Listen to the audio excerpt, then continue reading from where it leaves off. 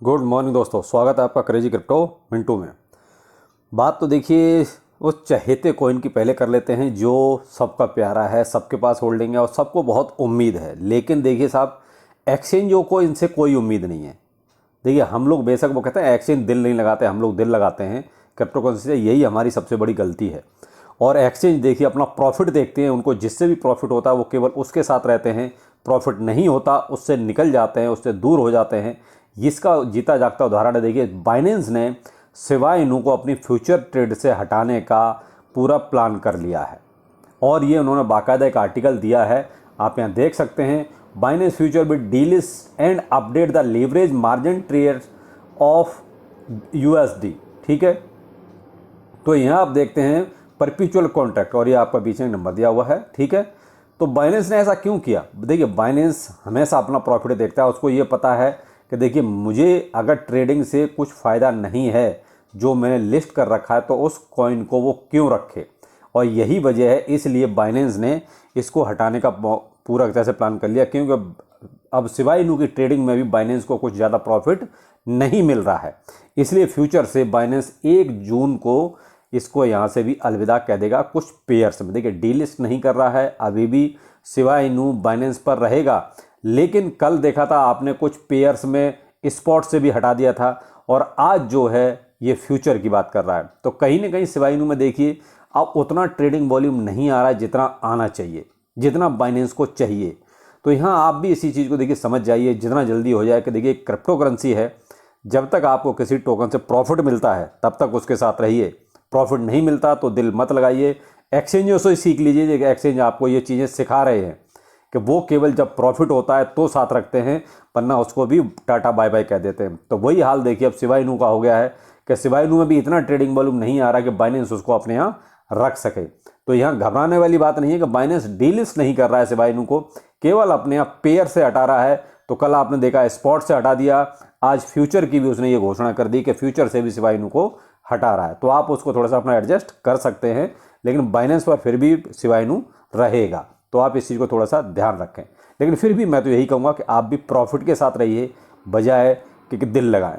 तो ये है साहब एक न्यूज़ जो कहीं ना कहीं आपके लिए बहुत इंपॉर्टेंट थी, इसलिए क्योंकि सिवाय इनू मोस्टली लोगों के पास होल्डिंग में है और मोस्टली लोग जो है इसको कहते हैं दिल लगा के बैठे हैं कि यही करोड़पति बनाएगा, क्योंकि इसकी टीम भी देखिए सिवाय इनू के अभी कुछ नहीं कर रही है, बिल्कुल निर्जीव है। तो इसलिए सिवाय इनू में देखिए कोई हलचल नहीं है। आप भी देख रहे हैं इसका प्राइस नीचे नीचे नीचे जा रहा है, बजाय सिवाय इनू में जितनी होल्डिंग है लोगों की उस हिसाब से ऊपर जाए। तो आप यहाँ मार्केट में देखिए बीटीसी आपका आज भी 26,425 पर ट्रेड कर रहा है। तो देखिए कुछ नहीं बढ़ा, वहीं चल रहा है जो हिसाब कल था 26,300 का, आज भी 26,425 डॉलर का है। तो यहाँ देखिए मार्केट में कोई हलचल नहीं है, मार्केट अभी भी एज यूजुअल वही, या तो आप बोरिंग कह लीजिए या आप ये कह लीजिए कि साहब इसमें अभी कुछ होना जाना नहीं है। 1 जून वेरी इंपॉर्टेंट डेट, 1 जून, जब तक उसका कुछ क्लियर नहीं होगा देखिए तब तक मार्केट आपका इसी तरीके से कंफ्यूज रहेगा, और कंफ्यूज रहेगा तो आप भी उसी हिसाब से कंफ्यूज रहेंगे। यहाँ आप देख सकते हैं कुछ नहीं हो रहा है। और सिवाय इनू की जो मैंने आपको बात की, देखिए सिवाय इनू में भी 5 टाइम 0846 अभी इसका प्राइस चल रहा है डॉलर में। तो कहीं ना कहीं देखिए डाउनफॉल ही चल रहा है। तो मार्केट के हिसाब से चलो ये भी डाउन है, लेकिन फिलहाल लोगों का विश्वास थोड़ा सा उठ रहा है। लेकिन आप यहाँ देख रहे हैं वही आधा परसेंट 1%, आधा परसेंट 1% गेनरी है, कोई रेड में है कोई ग्रीन में है। लेकिन ये कहो कि मार्केट में कोई बहुत ज़्यादा हलचल है, नहीं है। मार्केट आपका कन्फ्यूज ही है एक तरीके से, क्योंकि ये 1 तारीख का जो ड्रामा है और वो जब तक सॉल्व नहीं होगा अमेरिका का तब तक देखिए कुछ नहीं होगा। यहाँ आप पूरा टोटल अगर ग्लोबल मैट्रिक्स देखते हैं तो देखिए 1.10 ट्रिलियन का जो है मार्केट कैप है, जो कहीं ना कहीं कम हुआ है। मार्केट कैप इसलिए कम हुआ है कि देखिए 1.1 तो बहुत दिनों चल रहा था, लेकिन 1.13, 1.14, 1.6 तक चल रहा था, तो वो अब 10 हो गया है। तो मार्केट कैप आपका देखिए गिरी रहा है। बीटीसी का डोमिनेंस भी देखिए अब गिरा है, जो 36 तक चलता था वो देखिए अब 46.21 आ गया। तो यही जो 21 है ये 36 तक था। तो ये देखिए कहीं ना कहीं थोड़ा सा डोमिनेंस गिरा है, यानी कि बीटीसी में भी पैसा कम आ रहा है। तो आप यहाँ देख सकते हैं, यहाँ कुल मिला के देखा जाए तो अभी बिल्कुल बोरिंग टाइप का हिसाब हो गया है। फ्लोकी न्यूज देखिए, DWF lab partners with Floki purchase $5 million worth of Floki tokens. DWF, ये DWF आपने काफ़ी अच्छी तरह सुना होगा। इसने आपका पेपे में भी इन्वेस्टमेंट डाला था, जो पेपे ने इसको फिर वहाँ पर ब्लॉक भी किया था, और ओगी इनू में भी इसने अच्छा खासा इन्वेस्टमेंट डाला था और ओगी इनू ने भी इसको जो है वहाँ ब्लैक लिस्ट किया था। अब ब्लैक लिस्ट तो नाम के लिए था, देखिए ये सेल परचेज अपना फिर भी कर ही रहे थे। मैंने आपको बीच में इसका उदाहरण भी दिया था, कई सारे ट्रांजैक्शन दिखाए थे कि जब आपने ब्लैक लिस्ट कर दिया है इसको तो फिर ये सेल परचेज कैसे कर रहे हैं। तो ये सिर्फ नाम के लिए था, लेकिन यहाँ देखा जाए तो फ्लोकी में भी इन्होंने जो एक अच्छा खासा इन्वेस्टमेंट डाला है। तो देखिए प्राइस पर कोई खास इम्पैक्ट नहीं पड़ेगा क्योंकि मार्केट के हालात तो ऐसे नहीं है, आप खुद देख सकते हैं। फ्लोकी में कोई बहुत ज़्यादा इस इन्वेस्टमेंट के डालने से भी कोई बहुत इन्वेस्टमेंट प्राइस इसका बढ़ेगा ऐसी मुझे उम्मीद अभी नहीं है। लेकिन देखिए फ्लोकी का प्राइस अब उसी कंडीशन में बढ़ेगा जब फ्लोकी की टीम एक बहुत ही मैसिव यानी कि बड़ी बर्निंग करे। अब फिलहाल ऐसे इन्वेस्टमेंट आने से भी फ्लोकी का प्राइस नहीं बढ़ेगा। अब तो इसमें एक बहुत बड़ी बर्निंग चाहिए जिससे कि इसकी जो क्वांटिटी है टोकन्स की वो कम हो, तब जाके इसके प्राइस में आपको एक इसका इंप्रूवमेंट कुछ नज़र आएगा, वरना फ्लोकी में भी आपको ऐसा कुछ देखने को नहीं मिलेगा। ये यहाँ पर एक आपके लिए थोड़ी सी खबर खराब हो सकती है। जर्मनी ने आखिर ऑफिशियली ये बोल दिया है कि साहब हम रिसेशन में हैं, यानी कि हम मंदी के दौर में चल रहे हैं, जो अमेरिका अब तक नहीं बोल पा रहा है। देखिए अमेरिका में भी मंदी का दौर चल रहा है, लेकिन ये अगर आप ऑफिशियली इस चीज़ को बोलते हैं तो थोड़ा सा देखिए नेगेटिव इम्पैक्ट जाता है पूरी इंडस्ट्री पर, और इंडस्ट्री जब नेगेटिव होती है तो देखिए फिर कहीं ना कहीं आपको बहुत सी चीज़ें, वो कहते हैं मंदी का दौर जो होता है वो बड़ा ख़तरनाक होता है, कमाई के धंधे जो है बहुत कम हो जाते हैं। तो यहाँ थोड़ा सा आप ये सोच के चलें कि ऐसा भी हो सकता है कि अगर मंदी ऑफिशियली घोषित होने लगी तो थोड़ा सा पैनिक और आएगा मार्केट में। तो देखते हैं, अभी तो खैर अब जर्मनी ने बोला है, अगर अमेरिका बोलेगा तो ज़्यादा इम्पैक्ट आएगा, लेकिन अमेरिका ने अभी तक ऐसा बोला नहीं है। अमेरिका ऑफिशियली इस चीज़ को नहीं मानता है, लेकिन हाँ वैसे अगर देखा जाए तो अनऑफिशियली अमेरिका में भी अभी मंदी का दौर चल रहा है, क्योंकि जॉब्स लोगों के जा रहे हैं, कमाई उतनी है नहीं।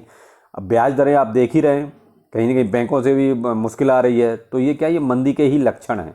हांगकॉन्ग नेक्स्ट ये कहेंगे कि हब, क्रिप्टो का हब जो बनने वाला है हांगकॉन्ग, तो अब वहाँ से बहुत अच्छी चीज़ें निकल के आ रही हैं। मे बी अगर ये देखिए अगर इसी तरीके की न्यूज़ अगर हर जगह से निकलने लगे, खासकर और जो बड़े बड़े देश हैं, तो क्रिप्टो में एक अचानक से एक अच्छा खासा आपको इम्प्रूवमेंट नज़र आएगा, एक बूम भी नज़र आ सकता है। यहाँ क्या है, हांगकॉन्ग ने देखिए अपना एक रेगुलेशन जो था वो पूरी तरह से इम्प्लीमेंट कर दिया है, उसके हिसाब से उसने काम करना शुरू कर दिया है, और उसके हिसाब से ही जो कंपनियां हैं, जो एक्सचेंज हैं, उनको लाइसेंस देने शुरू कर दिए हैं। तो अब वहाँ क्या है कि रेगुलेशंस के हिसाब से काम होगा, तो देखिए फ्रॉड जो है ना के बराबर होंगे, और इसकी वजह से कहीं ना कहीं मार्केट में थोड़ी सी पॉजिटिविटी आ सकती है।